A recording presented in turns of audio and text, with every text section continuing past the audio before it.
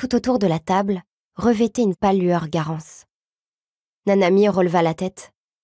Dehors, le soleil était bas et un embrasement avait gagné le ciel par-delà les maisons. L'air près de la fenêtre semblait s'être soudain refroidi. Les arbres qui bordaient les rues avaient à peine revêtu leur feuillage automnal que l'on était déjà en hiver. Et même si les après-midi ensoleillés demeuraient agréables, dès que le soir commençait à tomber, un air glacial venait soudain vous envelopper. Nanami s'accommodait des faibles températures, mais redoutait la saison froide, dont la sécheresse était l'ennemi juré des asthmatiques. Or, par temps chaud comme par temps froid, son champ d'activité limité l'exposait peu aux changements de température. Et une fois qu'elle avait ressorti son uniforme d'hiver, c'est tout juste si elle ajoutait à sa tenue un manteau et une écharpe à mesure que la saison avançait. Quoi qu'il en soit, l'intrigue tumultueuse des hauts de Hurlevent touchait bientôt à sa fin, vraisemblablement. Nanami avait lu un long moment sans s'en apercevoir. De la cour de l'école primaire attenante à la bibliothèque, lui parvenaient de joyeux cris d'enfants étouffés par le vitrage. Au bout d'une allée plantée d'arbres, des garçons poursuivaient d'arrache-pied un ballon malgré la tombée du jour, leurs ombres s'étirant longuement. « Il est déjà si tard ?» Nanami ramena le regard autour d'elle. La pièce, baignée par la lumière oblique du soleil, était déserte. La vieille dame, assise près de la fenêtre, tout comme la mère qui avait pris place au milieu des albums jeunesse, était partie. Il n'y avait pas âme qui vive à l'étage, chose fréquente au sein de ce vieil établissement. L'horloge au mur affichait pratiquement 18 heures, l'heure de la fermeture. L'adolescente referma le roman d'Émilie Brontë, le remisa dans son sac et, alors qu'elle s'apprêtait à partir, nota soudain une présence. Un homme se tenait devant une étagère un peu plus loin. De forte constitution, il portait un costume 3 pièces gris. Comme il lui tournait le dos, Nanami ne vit pas son visage, mais cela ne l'empêcha pas de s'écrier en son fort intérieur « C'est lui !»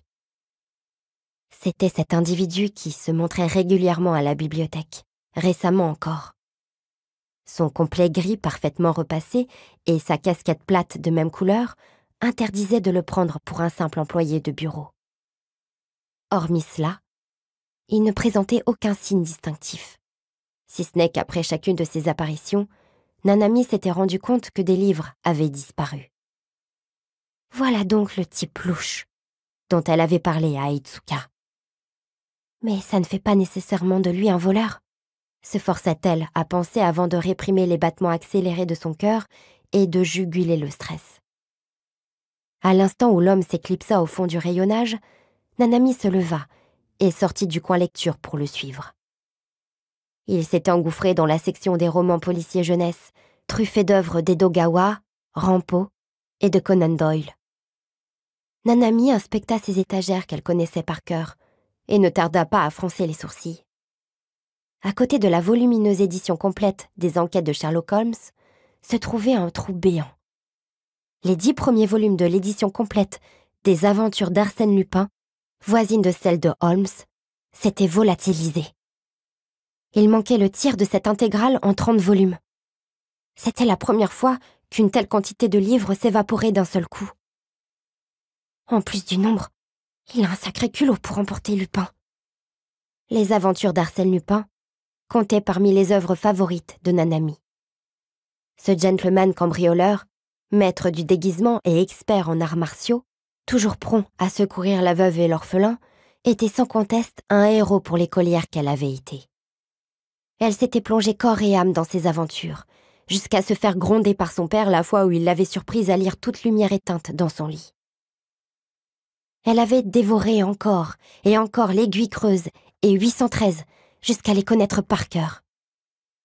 L'adolescente regarda dans la direction empruntée par l'homme. Elle l'aperçut pile au moment où il tournait à l'angle du long rayonnage, en possession d'un grand sac noir, gonflé. Elle ne l'avait entrevu qu'un instant, mais en était certaine. La collégienne se remit en marche à vive allure.